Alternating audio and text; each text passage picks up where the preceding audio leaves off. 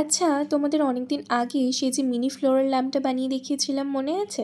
সেই থেকেই বাড়িতে বেশ কিছুটা সুপার ক্লে তারপরও পড়েছিল, আর তারই মধ্যে কিছু কিছু ক্লে থাকতে থাকতেই ড্রাই হয়ে যাচ্ছে দেখে কিছু একটা বানিয়ে শেষ করে ফেলতে হবে ভেবে এই কচ্ছপ বানানোর আইডিয়াটা মাথায় আসে। তাও আবার যে সে কচ্ছপ নয়, একদম গ্যালাক্সি টার্টল। অনেকদিন আগেই এরকম একটা খালি কৌটো দিয়ে টার্টল বানানোর একটা ভিডিও দেখেছিলাম, কিন্তু তার জন্য একটা কৌটো লাগবে ভেবে খুঁজতে খুঁজতে হাতের সামনেই ভেসলিনের খালি কৌটোটাই পাই।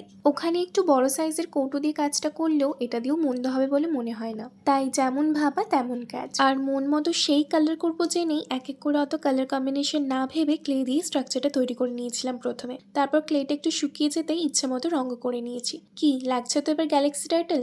আর গ্যালাক্সি টার্টল যেহেতু, এটা কিন্তু জলে নয় আকাশে উঠবে। অলরেডি কি কিউট লাগছে না? আমার তো ভীষণ পছন্দ হয়েছে, এত ভালো আউটকাম আসবে নিজেও আশা করিনি। আচ্ছা, এটাকে ঠিক কিভাবে ইউজ করা যায় বলো তো? ফ্রিজ ম্যাগনেট হিসেবে যদি ইউজ করি মন্দ হবে না বলো?